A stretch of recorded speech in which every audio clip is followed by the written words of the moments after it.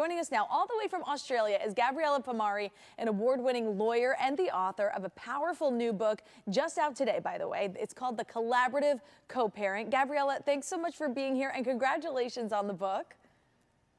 Thank you so much. It's exciting, Jane. I'm glad to be having this chat with you. Yeah, and this is a conversation I am sure will resonate with a lot of people out there. And I want to learn a bit more about you. How did your personal experiences shape your approach to helping separated parents build healthier and more respectful relationships?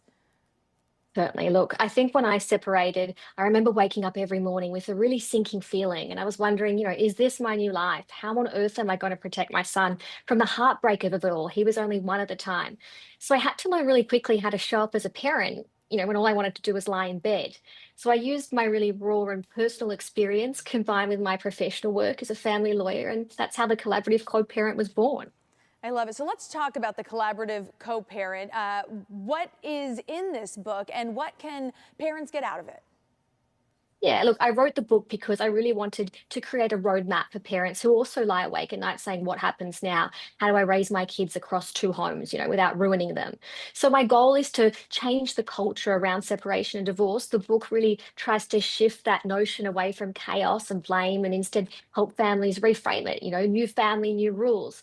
I want kids to, grow up saying my parents separated, but they always put me first. So the book really gives families practical tools for dealing with separation and co-parenting. Yeah, it's also important. Now, I know that you've developed 4 key communication strategies, essentially, for parents to pause and respond instead of reacting. So can you share one of your favorite tools within this and how we can apply it in our lives? Of course. For me and in the book, I talk about 4 pillars. So listen, pause, reflect, and then respond. Listening really means actually hearing what that other parent is saying, even if you disagree. I think conflict often escalates because both people are trying to be heard and no one's really listening. Pausing means don't shoot from the hip, take a breath. Even 30 seconds of silence can change the tone. Reflection then is where the shift happens. Instead of reacting, ask yourself, what do I want for my child? How will my response to my co-parent impact my child? And that's when we respond, hopefully in a respectful, clear, business-like manner. And I'm wondering, in your time in family law or writing this book, have you recognized any misconceptions out there, common misconceptions about co-parenting, and how do you help parents overcome this? Absolutely. I think everyone thinks that this great co-parenting relationship happens overnight. It doesn't. It takes time to process and heal from a separation and divorce. You're hurting, you're going through grief. So a co-parenting relationship will evolve. It's a bit of a journey. I often look at it as a business-like relationship. You're no longer in a romantic relationship. That love might be gone, but you're going to have to work with this co-parent through to your child's, not even 18 or 21, but into their own adulthood. So keep that in mind.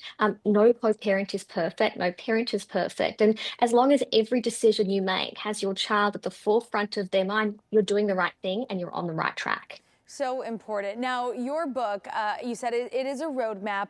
Can it be used whether someone just got separated or maybe are a few years into it? Is there still something to gain no matter what, where you are in the journey? Absolutely. The book itself is a journey. So it starts off with you've just separated, now what? And it works through to when recouple. You've got a new partner, a blended family, new children. How do I do that? So it's for the new co-parent, but it's also for the co-parent in a few years' time who might be going through a rough time, a little bit of a high conflict situation, who needs that reassurance, who needs to go back and say, I need some practical tools and strategies. And they'll learn not only from my professional experience and some of my clients' examples, but how I've done it. And I've gone through a journey myself. I certainly wasn't a perfect co-parent. It's taken me time.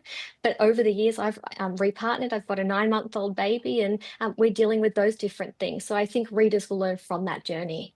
I love it. I think it is wonderful, a great resource for parents out there. So again, your book out today, brand new. How can our viewers learn more and get their hands on this great book? Absolutely. If you jump on my website or my Instagram, the links are there to buy the book. It's for sale everywhere online, Barnes& Noble, Amazon. Jump on, grab a copy. And I'd love to know what everyone thinks when they have a read. Great. Gabriella Pomare, thanks so much for telling us more about your wonderful book and your journey. And of course, if you guys would like to learn more, we will link all of the details for you over on WTNH.com. We will be right back.